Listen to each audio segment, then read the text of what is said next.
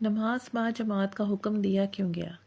با جماعت نماز کا حکم جو لیڈر ہیں ان کو اس لیے دیا گیا کہ وہ نمازوں میں غربا اور عوام کے ساتھ شریک ہوں، ان کے پہلو پا پہلو کھڑے رہیں، کیونکہ پہلی چیز جو نماز کو ڈھانے والی ہے وہ یہی ترک جماعت ہے کہ آپ جب نماز جماعت کے ساتھ نہیں پڑھتے، عمرہ اور عوام کے ساتھ مسجدوں میں حاضری کو جب لوگ اپنی شان کے خلاف سمجھنے لگتے ہیں کہ بھئی ہم کسی غریب اور عوام کے ساتھ صف میں کھڑے ہو کر نماز کیوں پڑھیں، تو نتیجہ کیا ہوتا ہے اس مائنڈ سیٹ کا کہ نماز کی عزت کم ہوتی ہے سب سے پہلے انسان کے دل میں، پھر مسجدوں کی حاضری صرف غربا کے ساتھ مخصوص ہو کر رہ جاتی ہے۔ تو نماز با جماعت کی اسی اہمیت کے سبب سے اللہ تعالیٰ نے حضرت مریم علیہ السلام کو بھی جماعت کی اہمیت کی تاکید فرمائی تھی۔ سورہ آل عمران میں اللہ تعالیٰ فرماتے ہیں کہ اے مریم اپنے رب کی فرما بردار رہ اور سجدہ اور رکوع کرنے والوں کے ساتھ۔ نماز با جماعت سنت موقدہ ہے کہ اگر بلا عذر انسان ترک کر دے تو انسان منافقوں میں شمار ہونے لگتا ہے۔ صحابہ اکرام رضی اللہ عنہ فرماتے ہیں کہ ہم لوگ جماعت میں شریک ہوتے تھے اور جماعت سے پیچھے وہی رہتا تھا جس کا نفاق ہمیں معلوم ہوتا تھا یا وہ انسان معذور ہوتا تھا۔ اسی طرح اس آیت میں آگے جو اللہ تعالیٰ نے زکوٰۃ کا حکم دیا ہے، زکوٰۃ کا لفظ زکا ہے، اس سے بنا ہے، یزکو سے ہے، جس کے معنی ہے پاک ہونے کے، رکاوٹ سے پاک ہونے والی چیز۔ عربی میں نفس زکیہ اس نفس کو کہتے ہیں جو گناہوں سے پاک ہو، تزکیہ کا لفظ اسی سے بنا ہے۔ دوسرا مفہوم اس کا ہے بڑھنا، نشو و نما پانا۔ زکاء الزرع کے معنی ہے کھیتی بڑھی۔ زکوٰۃ کے اندر پاکیزگی اور نشو و نما دونوں کا مفہوم پایا جاتا ہے، اس لیے کہ زکوٰۃ نفس اور مال دونوں کو پاکیزگی بخشتی ہے اور اس سے مال میں برکت اور بڑھوتری ہوتی ہے۔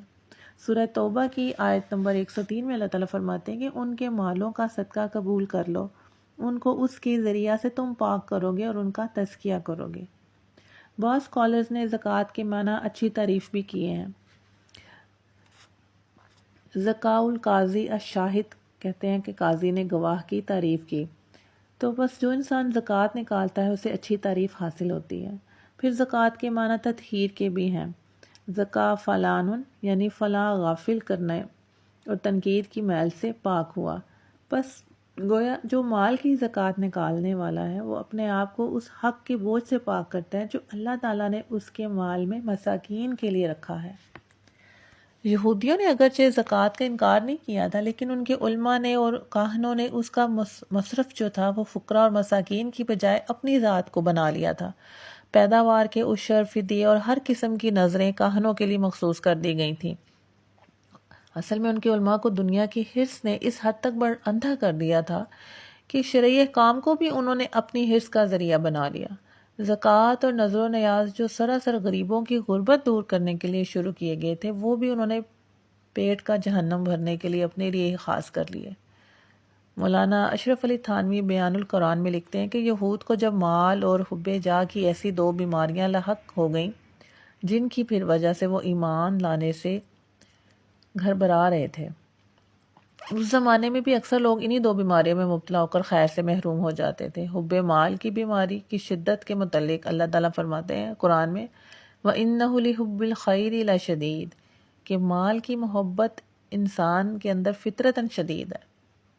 پھر اللہ تعالیٰ فرماتے ہیں وَتُحِبُّونَ الْمَالَ حُبًّا جَمًّا کہ تم جی بھر کر مال سے محبت کرتے ہو۔ اس کی وجہ سے، اس محبت کی وجہ سے اس کا رزلٹ کیا ہے؟ اس میں خرابیاں پیدا ہوتی ہیں، لوگوں کے حقوق ضائع ہوتے ہیں۔ کیسے ضائع ہوتے ہیں؟ انسان سب سے پہلے وراثت کا مال کھا جاتا ہے، اس کے اندر اتنا حوصلہ ہی نہیں ہوتا کہ وہ اپنے وارثوں کو ان کا حق وراثت دے سکے۔ پھر اس مال کی محبت کی وجہ سے ہی انسان کی زندگی میں قتل و غارت، غریبی شروع ہو جاتی ہے۔ تو ان دو بیماریوں کا علاج اللہ تعالیٰ نے اس آیت میں یہ بتایا کہ نماز قائم کرو اور زکوٰۃ ادا کرو، یعنی حب جاہ کی بیماری کے لیے نماز شفا ہے، کیونکہ اس میں اللہ تعالیٰ نے غرور، تکبر اور بڑائی کا علاج رکھا ہے۔ تو جو شخص نماز قائم کرے گا، اس کا مطلب سمجھے گا، وہ اس بیماری سے شفا یاب ہوگا۔ اسی طرح حب مال کی بیماری کا علاج اللہ تعالیٰ نے زکوٰۃ بتا دیا کہ جو شخص ہر سال اپنے مال کی زکوٰۃ دے گا وہ بخل کی لعنت سے پاک ہو جائے گا۔ پھر اسی طرح اس آیت میں آگے جو رکوع کا حکم آیا، رکوع کے معنی ہے آگے کی طرف جھکنا، تواضع ظاہر کرنا اور فقر و غربت سے پست ہو جانا۔ قرآن میں اس سے مراد نماز ہے، اس لیے کہ یہ نماز کا اہم ترین رکن ہے۔ اس کے ساتھ مع الراکعین کی جو قید لگائی، نماز با جماعت کی اہمیت اور تاکید کو ظاہر کرتی ہے۔ بعض مفسرین لکھتے ہیں کہ یہودیوں کی نماز میں رکوع نہیں تھا، صرف سجدہ ہوتا تھا، تو اس لیے یہاں پہ حکم ہوا کہ رکوع بھی کرو، اگرچہ یہ سجدے سے کم درجے کا رکن ہے مگر بہت اہمیت کا حامل ہے۔ تو جس نماز میں رکوع نہ ہو وہ نماز باطل ہو جاتی ہے۔ گزشتہ آیات میں علماء یہود کی علمی کمزوری کا ہم نے ذکر پڑھا، اب ان کی عملی کمزوری اس آیت میں واضح کی جا رہی ہے۔ تو نماز اور زکوٰۃ انسان کی جو کلیکٹیو لائف ہے، اس کی روح ہے، اس کی جان ہے، اس کی بیس اور فاؤنڈیشن ہے۔ نبی پاک صلی اللہ علیہ وسلم نے بھی اجتماعی زندگی میں پر سب سے زیادہ جو زور دیا وہ اسی بات پر تھا۔ آپ صلی اللہ علیہ وسلم کی حدیث آتی ہے کہ جو شخص جماعت سے الگ ہوا اور وہ اسی حالت میں مر گیا تو اس کی موت جاہلیت کی موت ہوگی۔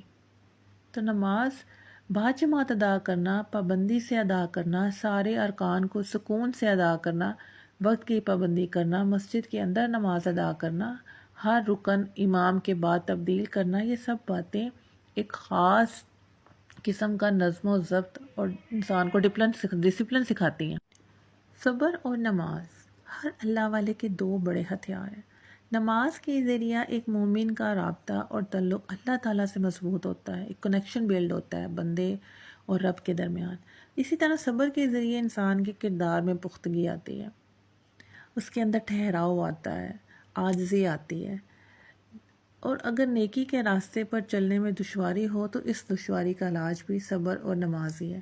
نماز سے آپ کو وہ انرجی ملتی ہے جس سے یہ راستہ آپ کے لیے آسان ہو جاتا ہے، کیونکہ آپ اللہ تعالیٰ کی پروٹیکشن میں آ جاتے ہیں، اللہ تعالیٰ کے ساتھ، اس کی رحمت کے ساتھ آپ کا جو ہے نا ایک لنک بلٹ ہو جاتا ہے۔ تو جو شخص اللہ تعالیٰ کا فرما بردار نہیں ہوگا اور آخرت کا عقیدہ نہیں رکھتا ہوگا، اس کے لیے پھر نماز کی پابندی ایک مصیبت ہی ہے، جبکہ اللہ کے فرما بردار کے لیے نماز چھوڑنا مشکل ہے۔ اسی طرح زکوٰۃ بھی ایک عظیم عبادت ہے کہ ایک طرف تو خالق کا حق ادا ہوتا ہے جس نے مال اور دولت کی تمام نعمتوں سے ہمیں نوازا، پھر دوسرا اس کی رضا اور اس کی خوشنودی ملتی ہے کہ جب اس کے دیے ہوئے مال سے ہم اسی کے راستے میں خرچ کرتے ہیں۔ تیسرا پہ انسان کے اپنے انر سیلف کا تزکیہ ہوتی ہے، آپ کے اندر سے صفائی ہوتی ہے، آپ کے باطن کا تزکیہ ہوتا ہے۔ پھر انسان ضرورت مندوں کی جو ضرورت پوری کرنے کے لیے مال خرچ کر رہے ہیں، تو آپ یہ دیکھیں کہ اس میں مخلوق خدا کی ضرورتوں کی تکمیل ہو رہی ہے، آپ کو ضرورت مند لوگوں کی دعائیں ملتی ہیں، تو اس طرح ایک پاکیزہ معاشرہ وجود پاتا ہے۔ لیکن اگر اس کے برعکس ہم دیکھیں تو زکوٰۃ ادا نہ کرنے سے سب سے پہلے تو انسان کے اندر خود غرضی اور بخل پیدا ہوتا ہے، وہ صرف سیلف سینٹرڈ ہو جاتا ہے، اپنی ذات، اپنی ضرورتیں، اپنی خواہشات اس کو نظر آتی ہیں، آئی، می اور مائی سیلف۔ پھر امیر کی دولت قوم کو کوئی فائدہ نہیں دے گی، معاشرے میں اب جب ویلتھ سرکولیٹ ہی نہیں ہوگا تو وہ معاشرہ اکنامیکلی جو ہے نا وہ گروتھ نہیں ہوگی اس کی۔ پھر معاشرے میں بخیل کی کوئی عزت بھی نہیں ہوتی۔ پھر مال کی ہوس پوری کرنے کے لیے انسان کیا کرتا ہے، نیکسٹ اسٹیج پہ پھر وہ اپنی پروڈکشنز میں بخل کرتا ہے، اشیاء میں ملاوٹ کرے گا، ناپ تول میں کمی کرے گا، رشوت لے گا دے گا، مکر و فریب، سارے کام بخل اور خود غرضی اس سے کروا لیتے ہیں۔ تو زکوٰۃ ادا نہ کرنے والے کو خواہ کتنا ہی مال مل جائے، اس کے اندر مزید کمانے کی دھن ہر وقت سوار رہتی ہے۔ جو مال دوسروں کے لیے آرام اور راحت کا ذریعہ بنتا ہے، اس کے لیے وہی مال وبال جان بن جاتا ہے۔ تفریح اور آرام کے وقت بھی یہ فکر اس کو کھائی جاتی ہے کہ کس طرح اپنا سرمایہ میں زیادہ سے زیادہ بڑھاؤں، اس میں اضافہ کروں۔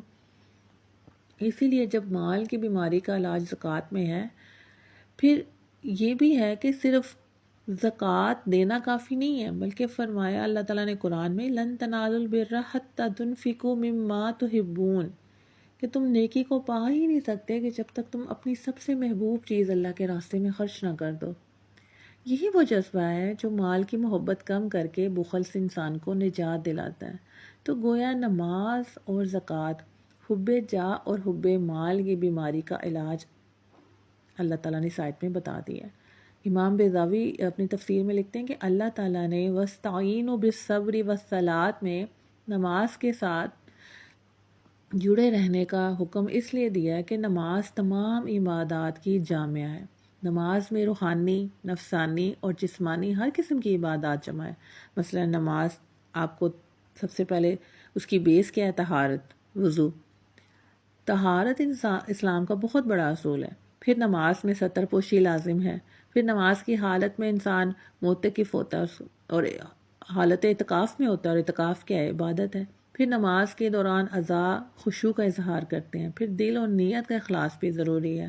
پھر نماز میں شیطان سے بھی آپ کا ایک مجاہدہ شامل ہے۔ تو نماز میں انسان رب العزت کے سامنے ایک حالت دعا میں بھی ہوتا ہے، اللہ تعالیٰ کے آگے وہ اپنی دعائیں رکھتا ہے، اپنی مناجات کرتا ہے اور قرآن کی تلاوت بھی کرتا ہے۔ تو نماز میں انسان کھانے پینے سے بھی اجتناب کرتا ہے۔ تو الغرض نماز، امام بیضاوی لکھتے ہیں کہ ایک ایسی عبادت ہے جس میں بہت سی دوسری عبادات بھی شامل ہیں۔ تو اس آیت کا نچوڑ کیا ہے کہ ہم نے اپنی زندگی میں اپنا سیلف انالیسس کرنا ہے کہ میری زندگی میں میں کس حد تک ان دو عبادات سے جڑی ہوں، نماز اور زکوٰۃ سے، اور میرے اندر کتنا خشوع اور خضوع ہے حالت نماز میں، اور کیا اگر میں نماز سے جڑی ہوں تو کیا میری اس نماز کی وجہ سے میرا اللہ تعالیٰ کے ساتھ کنیکشن بلڈ ہو گیا ہے اور کتنا اسٹرانگ ہے؟